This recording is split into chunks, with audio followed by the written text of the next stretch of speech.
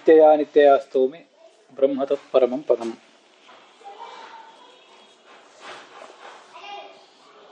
ಬ್ರಹ್ಮಸೂತ್ರದ ವ್ಯಾಖ್ಯಾನ ರೂಪವಾದ ಅಣುಭಾಷ್ಯದ ತತ್ವಮಂಜರಿಯಲ್ಲಿ 2ನೇ ಅಧ್ಯಾಯ, ಅದರಲ್ಲಿ ಮೊದಲ ಪಾದ, ಅದಕ್ಕೆ ಸಂಬಂಧಪಟ್ಟಂತೆ ನಾವೀಗ ನೋಡ್ತಾ ಇದ್ದೀವಿ. ಅದರ ತತ್ವಮಂಜರಿಯಲ್ಲಿ 8ನೇ ಗದ್ಯ ಭಾಗ, ಅದನ್ನು ನೋಡಬೇಕು. ವೇದಾಪೌರುಷೇತ್ವ ಮತ್ತು ಅದರ ಕುರಿತಾಗಿ ಟಿಪ್ಪಣಿಗಳಲ್ಲಿರುವಂತಹ ಭಿನ್ನಾಭಿಪ್ರಾಯವನ್ನು ಆಚಾರ್ಯರೇ ಮೂಲದಲ್ಲಿ ಏನು ಹೇಳಿದ್ದಾರೆ, ಜಯತೀರ್ಥರು ಏನು ಹೇಳಿದ್ದಾರೆ, ಅದರದೆಲ್ಲ ಅಭಿಪ್ರಾಯವನ್ನು ರಾಘವೇಂದ್ರ ಸ್ವಾಮಿಗಳು ಇಲ್ಲಿ ಸ್ಪಷ್ಟಪಡಿಸ್ತಿದ್ದಾರೆ. ಈ ಹಿಂದೆ ನಾವು ನೋಡಿದಂತೆ ಈ ವೇದಗಳು ಕೂಟಸ್ಥ ನಿತ್ಯ ಅಲ್ಲ, ನಿರ್ವಿಕಾರ ನಿತ್ಯ ಅಲ್ಲ. ಅದು ವೇದಗಳಲ್ಲಿ ಮತ್ತು ಯಾವುದೇ ಪುರಾಣ ಸಾಹಿತ್ಯದಲ್ಲಿ ಕಂಡುಬರುವಂಥ ಮತ್ತು ಯಾವುದೇ ಶಾಸ್ತ್ರದಲ್ಲಿ ಕಂಡುಬರುವಂಥ ವರ್ಣಗಳೇನಿವೆ, ಆ ವರ್ಣಗಳೆಲ್ಲ ಕೂಟಸ್ಥ ನಿತ್ಯ, ನಿರ್ವಿಕಾರ ನಿತ್ಯ. ಆದರೆ ಅಲ್ಲಿ ವರ್ಣಗಳು ನಿರ್ವಿಕಾರ ನಿತ್ಯ ಆದರೂ ಕೂಡ ವರ್ಣಗಳ ಸಮುದಾಯ ರೂಪವಾದಂಥ ವೇದ ಮಾತ್ರ, ಆ ವೇದದ ಕ್ರಮ ಮಾತ್ರ ಅದು ಅನಿತ್ಯವೇ, ಕೃತಕವೇ. ವೇದದ ಕ್ರಮ ಕೃತಕ, ಆದರೆ ಹಿಂದೆ ಇಲ್ಲದೇ ಇರುವಂಥ ಮತ್ತೊಂದು ಯಾವುದೋ ಕ್ರಮವನ್ನ ಅಲ್ಲಿ ಭಗವಂತ ಕೊಡೋದಿಲ್ಲ. ಅದಕ್ಕೆ ಹಿಂದೆ ಇದ್ದಂಥ ಕ್ರಮವನ್ನೇ ಕೊಡ್ತಾನಷ್ಟೆ. ಹಿಂದೆ ಯಾವುದಿತ್ತೋ ಅದಕ್ಕೆ ಸಜಾತೀಯವಾದ 100% ಸದೃಶವಾದ ಒಂದು ಕ್ರಮವನ್ನೇ ಭಗವಂತ ಕೊಡ್ತಾನಷ್ಟೆ. ಹೀಗೆ ಕ್ರಮ ಕೃತಕನೇ, ಕ್ರಮ ಪೌರುಷೇಯನೇ, ಆದರೆ ಹಿಂದೆ ಯಾವ ಕ್ರಮ ಇತ್ತೋ ಅದೇ ಥರದ ಕ್ರಮವನ್ನೇ ಕೊಡ್ತಾನಷ್ಟೆ. ವರ್ಣದಂತೆ ವೇದಗಳು ಎಲ್ಲ ರೀತಿಯಿಂದಲೂ ನಿರ್ವಿಕಾರ ಎಂಬ ನೆಲೆಯಲ್ಲಿಯೂ ಕೂಡ ನಿತ್ಯ ಅಲ್ಲ ಅಂತ ಅನ್ನೋದನ್ನು ತೋರಿಸಿದ್ರು. ಇನ್ನು ಮುಂದೆ ಅದೇ ಆ 7ನೇ ಗದ್ಯ ಭಾಗ ಏನಿದೆ, ಅದರದ್ದೇ ಮುಂದುವರಿದ ಭಾಗದಲ್ಲಿ ಮತ್ತೊಂದು ಪ್ರಶ್ನವನ್ನು ಕೈಗೆತ್ಕೋತಾ ಇದ್ದಾರೆ. ತತ್ವಸಂಖ್ಯಾನ ಟೀಕಾದಲ್ಲಿ ಜಯತೀರ್ಥರೇ ನಿತ್ಯತ್ವಂ ನಾಮ ಕೂಟಸ್ಥತೆಯ ಆದ್ಯಂತ ಶೂನ್ಯತ್ವಂ ಅಂತ ಹೇಳಿದ್ದಾರೆ. ಅಲ್ಲಿ ಜಯತೀರ್ಥರು ಹೇಳಿದ್ದಕ್ಕೂ ಇಲ್ಲಿದ್ದಕ್ಕೂ ವಿರೋಧ ಬಂತಲ್ಲ ಅಂತ ಒಂದು ಪ್ರಶ್ನೆ ಬರ್ತದೆ. ಅಲ್ಲೇನಿದೆ ಅಂದ್ರೆ, ನಿತ್ಯಾವೇದ ಪುರಾಣಾದ್ಯಾಹ ಕಾಲ ಪ್ರಕೃತಿರೇವಚ ನಿತ್ಯಾನಿತ್ಯಂ ಅಂತ ಹೀಗ ಭಾಗ ಮುಂದುವರೆದಿದೆ. ಅಲ್ಲಿ ವೇದಗಳನ್ನು ನಿತ್ಯ ಇತ್ಯಾದಿ ಅಂತ ಹೇಳುವಂತ ಭಾಗ ಇದೆ. ಕೆಲವು ನಿತ್ಯ, ಕೆಲವು ಅನಿತ್ಯ, ಕೆಲವು ನಿತ್ಯಾನಿತ್ಯ, ಇದನ್ನೆಲ್ಲ ಅಲ್ಲಿ ವಿವರಿಸ್ತಾ ಇದ್ದಾರೆ. ಅದನ್ನು ವಿವರಿಸುವಂತ ಟೀಕಾದಲ್ಲಿ ತತ್ವಸಂಖ್ಯಾನ ಆಚಾರ್ಯರ ತತ್ವಸಂಖ್ಯಾನವನ್ನ ವ್ಯಾಖ್ಯಾನ ಮಾಡುವಂತ ಈ ಟೀಕಾದಲ್ಲಿ ಜಯತೀರ್ಥರು ಏನ್ ಹೇಳಿದ್ದಾರೆ ಅಂದ್ರೆ, ಈ ವೇದಗಳು ನಿತ್ಯವಾಗಿವೆ, ಅದು ಕೂಟಸ್ಥವಾಗಿ ಅಂದ್ರೆ ನಿರ್ವಿಕಾರವಾಗಿ ನಿತ್ಯ ಆಗಿವೆ ಅಂತ ಹೇಳಿದ್ದಾರೆ. ಆದ್ಯಂತ ಶೂನ್ಯತ್ವಂ ಕೂಟಸ್ಥತೆಯ ನಿರ್ವಿಕಾರತ್ವೇನ ಆದ್ಯಂತ ಶೂನ್ಯತ್ವಂ, ಅದಕ್ಕೆ ಆದಿ ಅಂತ ಯಾವುದು ಕೂಡ ಇಲ್ಲ ಅಂತ ಹೀಗೆ ಅಲ್ಲಿ ಅಭಿಪ್ರಾಯ ಪಟ್ಟಿದ್ದಾರೆ. ಆದ್ರಿಂದ ಅಲ್ಲಿ ವೇದಗಳನ್ನ ಕೂಟಸ್ಥ ಅಂದ್ರೆ ನಿರ್ವಿಕಾರವಾಗಿ ನಿತ್ಯ ಅಂತ ಜಯತೀರ್ಥರು ಹೇಳಿದ ಹಾಗಾಯ್ತು. ಇಲ್ಲಿ ವರ್ಣಗಳು ಮಾತ್ರ ಕೂಟಸ್ಥ ನಿತ್ಯ, ವೇದಗಳು ಕೂಟಸ್ಥ ನಿತ್ಯ ಅಲ್ಲ, ಅದು ಕೃತಕ, ವೇದಗಳ ಕ್ರಮ ಅಂತ ಅನ್ನೋದು ಕೃತಕ ಅಂತ ಹೀಗೆ ಹೇಳಿದ ಹಾಗಾಯ್ತು. ಆದ್ರಿಂದ ಅವೆರಡಕ್ಕೂ ವಿರೋಧ ಬರ್ತದಲ್ಲ ಅಂತ ಹೀಗೊಂದು ಪ್ರಶ್ನೆ ಬರಬಹುದು. ಅದಕ್ಕೆ ಏನು ಉತ್ತರ? ಇದನ್ನ ತತ್ವನಿರ್ಣಯದ ಟೀಕಾದಲ್ಲಿ ಈ ನಿರ್ವಿಕಾರತ್ವವನ್ನೇ ವರ್ಣನೆ ಮಾಡುವಂತಹ ಟೀಕಾದಲ್ಲಿ ಮತ್ತು ಟೀಕಾದಲ್ಲಿರುವುದಕ್ಕಿಂತ ಹೆಚ್ಚಾಗಿ ಟಿಪ್ಪಣಿಗಳಲ್ಲಿ ವ್ಯಾಸತತ್ಪಂದಿರು ಮೊದಲಾದವರು ತುಂಬಾ ವಿಸ್ತಾರವಾಗಿ ವರ್ಣನೆ ಮಾಡಿದ್ದಾರೆ. ಅದರದೊಂದು ಸಾರ ಸಂಗ್ರಹ ಇಲ್ಲಿ ರಾಘವೇಂದ್ರ ಸ್ವಾಮಿಗಳು ನಮಗೆ ಮಾಡಿಕೊಡ್ತಾರೆ. ವೇದಗಳನ್ನ ಕೂಟಸ್ಥ ಮತ್ತು ಅವು ಆದ್ಯಂತ ಶೂನ್ಯ ಅಂತ ಹೇಳುವ ಹೇಳಿಕೆಯೂ ಸರಿಯೇ. ವೇದಗಳು ಅವು ಕೂಟಸ್ಥ ಅಲ್ಲ, ಅವು ಅದರ ಕ್ರಮ ಅಂತ ಅನ್ನೋದು ಕೃತಕ ಅನ್ನುವಂಥ ಇನ್ನೊಂದು ಹೇಳಿಕೆನೂ ಸರಿಯೇ. ಯಾಕೆ ಅವೆರಡೂ ಹೇಳಿಕೆಗಳದ್ದು ತಾತ್ಪರ್ಯ ಏನು ಅಂದ್ರೆ ಅದು ಬೇರೆ ಬೇರೆ ದೃಷ್ಟಿಕೋನದಿಂದ ಹಾಗೆ ಹೇಳಿದ್ದಾರೆ ಅಷ್ಟೆ. ಆದ್ರಿಂದ ವಿರೋಧ ಏನೂ ಇಲ್ಲ. ಹಾಗಾದ್ರೆ ಅವೆರಡು ಅಭಿಪ್ರಾಯ ಹೇಳಿಕೆಗಳನ್ನ ಯಾವ ದೃಷ್ಟಿಯಿಂದ ಹೇಳಿದ್ದಾರೆ ಅಂದ್ರೆ ವೇದಗಳನ್ನ ಕೂಟಸ್ಥ ಅಂತ ರೀತಿಯಾಗಿ ಹೇಳುವುದೇನಿದೆಯಲ್ಲ, ನಿರ್ವಿಕಾರ ನಿತ್ಯ ಅಂತ, ಸರ್ವಜ್ಞನಾದ ಈಶ್ವರನ ಬುದ್ಧಿಯಲ್ಲಿ ಒಂದು ಕ್ರಮ ಇದೆ. ಆ ಕ್ರಮದ ದೃಷ್ಟಿಯಿಂದ ಹೇಳಿರೋದು. ಭಗವಂತ ಸರ್ವಜ್ಞ, ಉಳಿದವರು ಲಕ್ಷ್ಮೀ, ಚತುರ್ಮುಖ ಬ್ರಹ್ಮ ಮೊದಲಾದವರು ಸರ್ವಜ್ಞರಿರಬಹುದು. ಆದ್ರೆ ಅವ್ರ ಸರ್ವಜ್ಞತ್ವಕ್ಕಿಂತ ಈಶ್ವರನ ಸರ್ವಜ್ಞತ್ವ ದೊಡ್ಡದು. ಆದ್ರಿಂದ ಸರ್ವಜ್ಞನಾದಂಥ ಈಶ್ವರನ ಬುದ್ಧಿಯಲ್ಲಿ ಅಂದ್ರೆ ಬುದ್ಧಿಗೆ ವಿಷಯವಾಗಿ ಒಂದು ಕ್ರಮ ಇದೆಯಲ್ಲ, ಆ ಕ್ರಮ ಅಂತನ್ನೋದು ಕೃತಕ ಅಲ್ಲ. ಅದು ಅನಾದಿ ಕಾಲದಿಂದಲೂ ಅನಂತ ಕಾಲದವರೆಗೂ ಹಾಗೇ ಇರುವಂತಹ ಕ್ರಮ ಅದು. ಯಾಕೆಂದ್ರೆ ಅವನಿಗೆ ಯಾರು ಕೂಡ ಅದನ್ನು ಉಪದೇಶ ಮಾಡಿಕೊಡ್ಬೇಕಾಗಿಲ್ಲ. ಅವನು ಸರ್ವಜ್ಞ, ಮೊದಲ ಋಷಿ, ವೇದದ್ರಷ್ಟ ಪರಮ ಋಷಿ ಅಂತ ಹೀಗೆ ಐತ್ರಿ ಉಪನಿಷತ್ ಭಾಷ್ಯ ಕೂಡ ಅವನನ್ನು ಹೇಳುತ್ತದೆ. ಆದ್ರಿಂದ ಸರ್ವಜ್ಞನಾದಂಥ ಈಶ್ವರನ ಬುದ್ಧಿಯಲ್ಲಿ ಇದ್ದಂಥ ಕ್ರಮ ಏನಿದೆ ಅದು ಕೃತಕ ಅಲ್ಲ, ಅದು ಅನಾದಿನಿತ್ಯನೇ. ಅಲ್ಲಿ ವರ್ಣಗಳು ಅನಾದಿನಿತ್ಯ, ವಿವರಣಗಳ ಸಮುದಾಯ ರೂಪವಾದಂತಹ ಈ ವೇದದ ಕ್ರಮವೂ ಕೂಡ ಅನಾದಿನಿತ್ಯವೇ, ಅಲ್ಲಿ ಯಾವುದೇ ವ್ಯತ್ಯಾಸ ಇಲ್ಲ.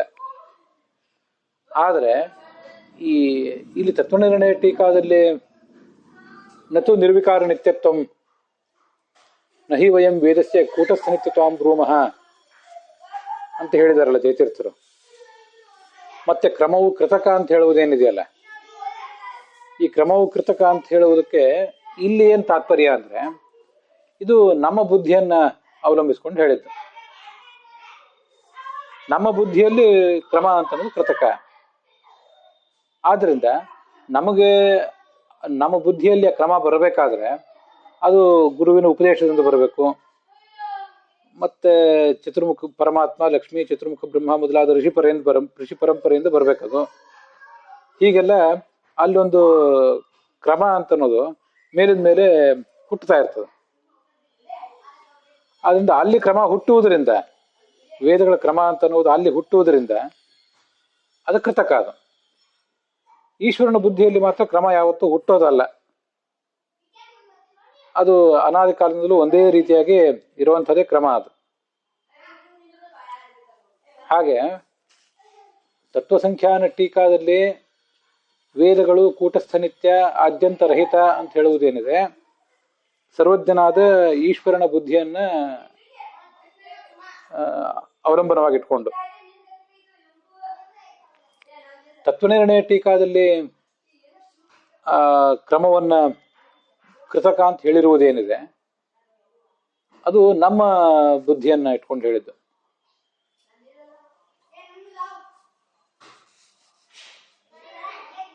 ಎತ್ತು ನಿತ್ಯಾಹ ವೇದಾಹ ಪುರಾಣಾದ್ಯಾಹ ಕಾಲಃ ಪ್ರಕೃತಿರೇವ ಚ ನಿತ್ಯಾನಿತ್ಯಂ ಇತಿ ತತ್ವಸಂಖ್ಯಾನ ಟೀಕಾಯಾಮ್. ಅದು ತತ್ವಸಂಖ್ಯಾನ ಟೀಕಾ. ಆ ತತ್ವಸಂಖ್ಯಾನ ಟೀಕಾದಲ್ಲಿ ಜಯತೀರ್ಥರು, ಇದು ತತ್ವಸಂಖ್ಯಾನ, ಮೂಲ ತತ್ವಸಂಖ್ಯಾನ ನಿತ್ಯಾನಿತ್ಯಂ ಅಂತ.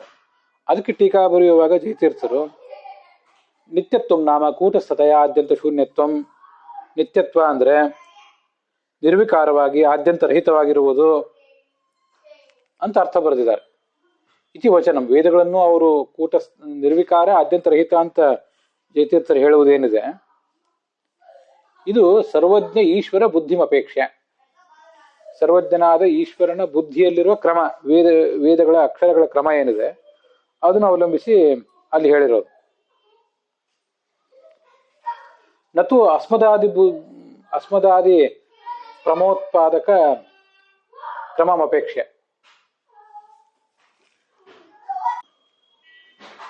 ಅಸ್ಮದಾದಿ ಪ್ರಮೋತ್ಪಾದಕ ಕ್ರಮಮಪೇಕ್ಷೆ ಅಂತ ರಾಘವೇಂದ್ರ ಸ್ವಾಮಿಗಳ ವಾಕ್ಯ ಇದೆ ತತ್ವಮಂಜರಿಯಲ್ಲಿ. ಅದಕ್ಕೆ ಕೆ.ಟಿ. ಪಾಂಡುರಂಗ ಆಚಾರ್ಯರು ಅನುವಾದ ಮಾಡುವಾಗ ನಮಗೆ ತಿಳಿದು ಬರುವ ಕ್ರಮದ ದೃಷ್ಟಿಯಿಂದ ಹೇಳಿದ್ದಲ್ಲ. ನಮ್ಮದೊಂದು ಕ್ರಮ ಇದೆಯಲ್ಲ, ನಮ್ಮ ಗುರುಗಳು ಉಪದೇಶ ಮಾಡಿದರು. ಗುರುಗಳು ಉಪದೇಶ ಮಾಡುವಾಗ ಒಂದು ಕ್ರಮ ಹುಟ್ಟಿತು. ಆಮೇಲೆ ನಾವು ಅದನ್ನು ಉಚ್ಚಾರ ಮಾಡುವಾಗ ಒಂದು ಕ್ರಮ ಹುಟ್ಟುತ್ತದೆ, ನಿತ್ಯ ಹುಟ್ಟತಾನೆ ಇರ್ತದಂಥದ್ದು ಕ್ರಮ. ಈಗ ನಾನೊಂದು ಕನ್ನಡದ ವಾಕ್ಯ ಪ್ರಯೋಗ ಮಾಡ್ತಾ ಇದ್ದೀನಿ, ಇಲ್ಲೂ ಕೂಡ ಆ ವರ್ಣಗಳ ಕ್ರಮ ಅಂತ ಹುಟ್ಟುತ್ತಾ ಇರ್ತದೆ. ಯಾವುದೇ ವಾಕ್ಯವನ್ನು ನಾವು ಯಾವತ್ತೂ ಪ್ರಯೋಗ ಮಾಡಿದ್ರು ಕೂಡ ಅಲ್ಲಿ ಆ ಕ್ರಮ ಅಂತ ಹುಟ್ಟುತ್ತಾ ಇರ್ತದೆ, ಆ ವರ್ಣಗಳ ಕ್ರಮ ಅಂತನ್ನೋದು. ಹೀಗೆ ಅನುಕ್ಷಣವೂ ಕೂಡ ಯಾವುದೇ ಭಾಷೆಯಲ್ಲಿ ಯಾವುದೇ ವಾಕ್ಯವನ್ನು ಒಬ್ಬ ವ್ಯಕ್ತಿ ಪ್ರಯೋಗ ಮಾಡಿದಾಗಲೂ ಕೂಡ ಅಲ್ಲೆಲ್ಲ ಕ್ರಮ ಅಂತ ಅನ್ನೋದು ಹುಟ್ಟುತ್ತಾನೆ ಇರ್ತದೆ. ಆದ್ರಿಂದ ನಮಗೆ ತಿಳಿದು ಬರುವ ಕ್ರಮದ ದೃಷ್ಟಿಯಿಂದ ಹೇಳಿದ್ದಲ್ಲ ಅಂತ ಕೆ.ಟಿ. ಪಾಂಡುರಂಗಾಚಾರ್ಯ ಅನುವಾದ ಮಾಡಿದ್ದಾರೆ. ಆದ್ರೆ ಅಲ್ಲಿ ಅಸ್ಮದಾದಿ ಪ್ರಮೋತ್ಪಾದಕ ಕ್ರಮಮಪೇಕ್ಷೆ ಅಂತಿದೆ. ಅಸ್ಮದಾದಿಗಳು ಅಂದ್ರೆ ನಾವು, ನಮ್ಮ ಪ್ರಮ ಅಂದ್ರೆ ಯಥಾರ್ಥ ಜ್ಞಾನ, ಆ ಯಥಾರ್ಥ ಜ್ಞಾನಕ್ಕೆ ಉತ್ಪಾದಕವಾದಂಥದ್ದು, ಯಥಾರ್ಥ ಜ್ಞಾನವನ್ನು ಹುಟ್ಟಿಸುವ ಕ್ರಮವನ್ನು ಅವಲಂಬಿಸಿ ಅಂತ ವಾಕ್ಯ ಇದೆ. ಈ ತತ್ವಮಂಜರಿಯಲ್ಲೂ ಕೂಡ ತುಂಬಾ ಕಲಬೆರಕೆಗಳಿದೆ, ಅದನ್ನ 100% ಅಲ್ಲಿದ್ದಂತೆನೆ ಸ್ವೀಕಾರ ಮಾಡೋದು ಕಷ್ಟ. ಅಂತೂ ಈಗ ತತ್ವ ಸಂಖ್ಯಾನ ಟೀಕಾದಲ್ಲಿ ವೇದಗಳ ನಿರ್ವಿಕಾರ ಅಂತ ಜಯತೀರ್ಥರು ಹೇಳುವುದು ಈಶ್ವರನ ಬುದ್ಧಿಯನ್ನು ಅವಲಂಬಿಸಿ. ಈಶ್ವರನ ಬುದ್ಧಿಯಲ್ಲಿ ಆ ಕ್ರಮ ಅಂತ ಅನ್ನೋದು ಯಾವತ್ತೂ ನಿತ್ಯ ಅಂತ. ಮತ್ತೆ ತತ್ವ ನಿರ್ಣಯ ಟೀಕಾದಲ್ಲಿ ಜಯತೀರ್ಥರು ವೇದಗಳ ಕ್ರಮ ಅನಿತ್ಯ ಅಂತ ಹೇಳುವುದು ಏನಿದೆ, ನಮ್ಮ ಬುದ್ಧಿಯನ್ನು ಅವಲಂಬಿಸಿ, ಇಷ್ಟು ತಾತ್ಪರ್ಯ. ನಮ್ಮ ಬುದ್ಧಿಯಲ್ಲಿ ಕ್ರಮ ಅಂತ ಅನ್ನೋದು ಮತ್ತೆ ಹುಟ್ಟುತ್ತಾ ಇರ್ತದೆ ಮೇಲಿನ ಮೇಲೆ, ಇದು ತಾತ್ಪರ್ಯ. ಅಸ್ಮದಾದಿ ಪ್ರಮೋತ್ಪಾದಕ ಕ್ರಮಮಪೇಕ್ಷೆ ಅಂತ ಅನ್ನೋದು ಆ ವಾಕ್ಯದ ಅರ್ಥ ಏನಂತ ವಿಚಾರ ಮಾಡಬೇಕು.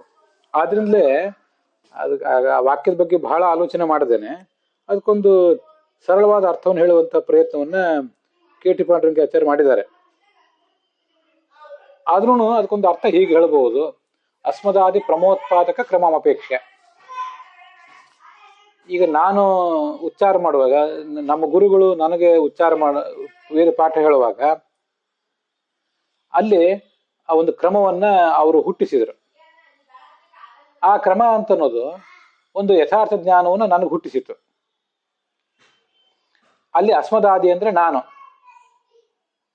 ನನ್ನ ಸಹಾಧ್ಯಾಯಿಗಳು ಮೊದಲಾದವರು, ಸಹಾಧ್ಯಾಯಿಗಳು ಮೊದಲಾದವರಿಗೆ ಏನೊಂದು ಯಥಾರ್ಥ ಜ್ಞಾನ ಬಂತು. ಆ ಯಥಾರ್ಥ ಜ್ಞಾನಕ್ಕೆ ಉತ್ಪಾದಕವಾದ ಕ್ರಮ ಅದು ನಮ್ಮ ಗುರುಗಳ ಬಾಯಲ್ಲಿ ಹುಟ್ಟಿದ್ದು. ಇನ್ನ ಅಸ್ಮದಾದಿಗಳು ಅಂದ್ರೆ ನನ್ನ ಶಿಷ್ಯರು, ಅವರು ಸಹಾಧ್ಯಾಯಿಗಳು ಅಂತ ಅರ್ಥ ಇಟ್ಕೊಂಡಾಗ ಅವರಿಗೆ ಯಥಾರ್ಥ ಜ್ಞಾನ ಬರುವುದು ನಾನು ಹುಟ್ಟಿಸಿದ ಕ್ರಮದಿಂದ. ನಾನು ಅಗ್ನಿವೀಳ್ಯ ಪುರೋಹಿತಂ ಅಂತ ಹೇಳಿ ಆ ವೇದವಂತವನ್ನು ಉಚ್ಚಾರ ಮಾಡಿ ಅದನ್ನು ವ್ಯಾಖ್ಯಾನ ಮಾಡುವಾಗ ಒಂದು ಕ್ರಮ ಹುಟ್ಟಿತಲ್ಲ, ಉಚ್ಚಾರ ಮಾಡಿದಾಗಲೇ ಕ್ರಮ ಹುಟ್ಟಿತು, ಅದು ವಿಷಯ ಬೇರೆ. ಉಚ್ಚಾರ ಮಾಡಿದಾಗ ಸ್ವಲ್ಪ ಜ್ಞಾನ ಬಂತು, ವ್ಯಾಖ್ಯಾನ ಮಾಡಿದಾಗ ಇನ್ನಷ್ಟು ಜ್ಞಾನ ಬಂತು, ಇಷ್ಟೇ. ಅಂತೂ ನನ್ನ ಶಿಷ್ಯರಿಗೆ, ಅವರ ಸಹಾಧ್ಯಾಯಿಗಳಿಗೆ ಏನೊಂದು ಯಥಾರ್ಥ ಜ್ಞಾನ ಬರಬೇಕು, ಅದಕ್ಕೆ ಉತ್ಪಾದಕವಾದ ಕ್ರಮವನ್ನು ನಾನು ಹುಟ್ಟಿಸ್ತಾ ಇದ್ದೀನಿ. ಅಂತೂ ಹೀಗೆ ಕ್ರಮ ಅಂದ್ರೆ ನಮ್ಮ ಗುರುಗಳ ಕ್ರಮ, ನನ್ನ ಶಿಷ್ಯರ ಕ್ರಮ, ಇವೆಲ್ಲ ಯಥಾರ್ಥ ಜ್ಞಾನ ಅಂದ್ರೆ ನನ್ನ ಯಥಾರ್ಥ ಜ್ಞಾನ, ನನ್ನ ಶಿಷ್ಯರ ಯಥಾರ್ಥ ಜ್ಞಾನ, ಅವರ ಶಿಷ್ಯರ ಯಥಾರ್ಥ ಜ್ಞಾನ, ಹೀಗೆಲ್ಲ ಅಂತ ಇದಕ್ಕೊಂದು ಅರ್ಥ ಹೇಳ್ಬೋದು. ಅಲ್ಲಿರೋದನ್ನ ಏನಾದ್ರೂ ಮಾಡುವುದಕ್ಕೊಂದು ಅರ್ಥ ಹೇಳಬೇಕು ಅಂತ ಪ್ರಯತ್ನ ಪಟ್ಟು ಇದನ್ನು ಹೇಳಿದ್ದೇನೆ. ವಸ್ತುತಃ ಅದು ಏನೋ ಗೊಂದಲಮಯವಾಗಿದೆ, ತಾತ್ಪರ್ಯ ಹೇಳಿಬಿಟ್ಟು ಮುಗಿಸಿದ್ದೀನಿ ಅವಾಗಲೇ. ತತ್ವಸಂಖ್ಯಾನ ಟೀಕಾದಲ್ಲಿ ವೇದಗಳನ್ನ ನಿರ್ವಿಕಾರ ನಿತ್ಯ ಅಂತ ಹೇಳುವುದು ಈಶ್ವರನ ಬುದ್ಧಿಯನ್ನು ಅವಲಂಬಿಸಿ, ಅವನ ಬುದ್ಧಿಯಲ್ಲಿ ಯಾವತ್ತೂ ಇದ್ದೇ ಇರ್ತದೆ. ಯಾಕಂದ್ರೆ ಸರ್ವಜ್ಞತ್ವಾದ ಈಶ್ವರಸ್ಯ ತದ್ಬುದ್ಧವು ಸರ್ವದಾ ಪ್ರತೀಯಮಾನತ್ವ, ಈಶ್ವರ ಸರ್ವಜ್ಞಾದ್ರಿಂದ ಅವನ ಬುದ್ಧಿಯಲ್ಲಿ ಅದು ಯಾವತ್ತೂ ಕೂಡ ವೇದಗಳ ಕ್ರಮ ಅಂತ ಅನ್ನೋದು ಇದ್ದೇ ಇರ್ತದೆ. ಉಳಿದವರಿಗೆಲ್ಲರಿಗೂ ಕೂಡ ಅವನು ಉಪದೇಶ ಮಾಡ್ಬೇಕಷ್ಟೇ. ಅವನು ಉಪದೇಶ ಮಾಡಿದಾಗ ಅವರಿಗೆ ಆ ಜ್ಞಾನ ಬರ್ತದೆ, ವೇದಗಳ ಜ್ಞಾನ. ಆದ್ರಿಂದ ಅವನು ಸರ್ವಜ್ಞರು, ಉಳಿದವರು ಹೌದು, ಅದು ಅವನಷ್ಟು ಸರ್ವಜ್ಞರಲ್ಲ. ಮತ್ತು ಅವನ ಉಪದೇಶವನ್ನೇ ಅವಲಂಬಿಸಿ ಉಳಿದವರು ಜ್ಞಾನ ಪಡ್ಕೊಳ್ಳುವರು. ಆದ್ರಿಂದ ಈಶ್ವರ ಸರ್ವಜ್ಞ ಆದ್ರಿಂದ ಅವನ ಬುದ್ಧಿಯಲ್ಲಿ ಯಾವತ್ತೂ ಕ್ರಮ ಅನ್ನೋದು ಪ್ರತೀಯಮಾನವಾಗಿರ್ತದೆ. ಏನು ಪ್ರತೀಯಮಾನ ಆಗಿರ್ತದೆ ಅಂತ ಬಂದಿಲ್ಲ ಅಲ್ಲಿ, ನಮಗೆ ಕಾಣಿಸ್ತಾ ಇಲ್ಲ. ಇಲ್ಲಿ ಕ್ರಮ ಯಾವತ್ತೂ ಕೂಡ ಅವನ ಬುದ್ಧಿಗೆ ವಿಷಯ ಆಗೇ ಇರ್ತದೆ ಅಂತ ಅದರ ತಾತ್ಪರ್ಯ. ಹೀಗೆ ತತ್ವಸಂಖ್ಯಾನದ ದೃಷ್ಟಿ ಈಶ್ವರನ ಬುದ್ಧಿ, ತತ್ವಸಂಖ್ಯಾನ ಟೀಕೆಯ ದೃಷ್ಟಿ. ಮತ್ತೆ ತತ್ವನಿರ್ಣಯ ಟೀಕೆಯ ದೃಷ್ಟಿ ನಮ್ಮ ಬುದ್ಧಿಯಲ್ಲಿರುವ ಕ್ರಮವನ್ನು ಅವಲಂಬಿಸಿ. ಈಗ ಅದಕ್ಕೆ ಅರ್ಥ ಮಾಡಬಹುದು, ಆವಾಗ ಯಾವುದೇ ವಿರೋಧ ಇರೋದಿಲ್ಲ.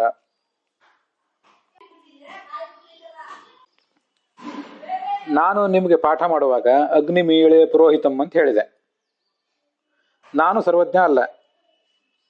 ನಾನು ಆಲೋಚನೆ ಮಾಡಿ ನಮ್ಮ ಗುರುಗಳು ಹೇಳಿದ್ದನ್ನು ನೆನಪು ಮಾಡಿಕೊಂಡು ಅ ಗ ನ ಈ ಮೀಳೆ ಅಂತ ಹೀಗೆಲ್ಲ ಕ್ರಮಗಳನ್ನು ಹುಟ್ಟಿಸಿದೆ. ಆದ್ರಿಂದ ನನ್ನ ಬುದ್ಧಿ ಸರ್ವಜ್ಞ ಬುದ್ಧಿ ಅಲ್ಲ. ಆದ್ರಿಂದ ನನ್ನ ಬುದ್ಧಿಯಲ್ಲಿ ಈಗ ಕ್ರಮ ಹುಟ್ಟಿತು. ನಮ್ಮ ಗುರುಗಳು ಹಿಂದೆ ನಾನು ಪಾಠ ಮಾಡಿದಾಗ ಒಮ್ಮೆ ಹುಟ್ಟಿತ್ತು, ಈಗ ನೀವು ಪಾಠ ಮಾಡುವಾಗ ಇನ್ನೊಮ್ಮೆ ಹುಟ್ಟಿತ್ತು. ಅದನ್ನು ಕೇಳಿ ನಿಮ್ಮ ಬುದ್ಧಿಯಲ್ಲೂ ಕ್ರಮ ಹುಟ್ಟಿತು. ಈ ಕ್ರಮಗಳು ಹುಟ್ಟುತ್ತಾ ಇರ್ತವೆ, ಸಾಯ್ತಾ ಇರ್ತವೆ. ಕ್ರಮಗಳು, ವರ್ಣಗಳು ಮಾತ್ರ ಹುಟ್ಟುವುದು ಸಾಯುವುದು ಅನ್ನೋದಿಲ್ಲ. ಅವಕ್ಕೆ ಕ್ರಮ ಮಾತ್ರ ಮತ್ತೆ ಮತ್ತೆ ಮತ್ತೆ ಹುಟ್ಟುತ್ತಾ ಇರ್ತವೆ, ಸಾಯ್ತಾ ಇರ್ತವೆ.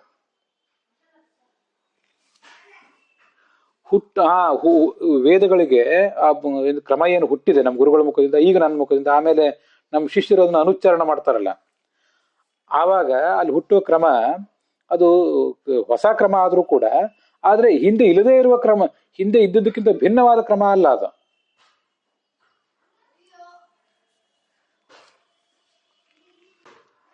ಹಿಂದೆ ತತ್ವನಿರ್ಣಯದ ಟಿಪ್ಪಣಿಗಳಲ್ಲಿ ಆ ವಿಷಯ ಬಂದಿದೆ. ವೇದಗಳಿಗೆ ಸ್ವಯಂ ಕ್ರಮ ಅಂತ ಅನ್ನೋದು ಇಲ್ವೇ ಇಲ್ಲ. ಎಲ್ಲಾ ವರ್ಣಗಳು ಕೂಡ ಅನಾದಿಗಳು ಮತ್ತು ನಿತ್ಯಗಳು ಸರ್ವತ್ರ ವ್ಯಾಪ್ತ ಆದ್ರಿಂದ ವರ್ಣಗಳಿಗೆ ಬುದ್ಧಿ ಕ್ರಮವನ್ನು ಬಿಟ್ಟು ಬೇರೆ ಕ್ರಮ ಅನ್ನೋದು ಇಲ್ವೇ ಇಲ್ಲ. ನಮ್ಮ ಬುದ್ಧಿಯಲ್ಲಿನ ಕ್ರಮನೇ ಕ್ರಮ ವೇದಗಳಿಗೆ. ವರ್ಣಗಳು ಹೇಗೆ ಅನಾದಿ ನಿತ್ಯ, ಹಾಗೆ ವರ್ಣಗಳಿಗೆ ಕ್ರಮನೂ ಕೂಡ ಅನಾದಿ ನಿತ್ಯ ಅಂತಿಲ್ಲ.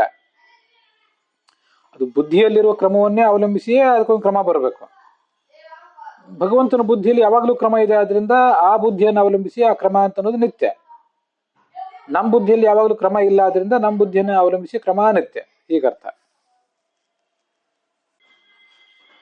ಅಲ್ಲಿಗೆ ಈ ಭಾಗ ಸಮಾಪ್ತವಾಗಿತ್ತು.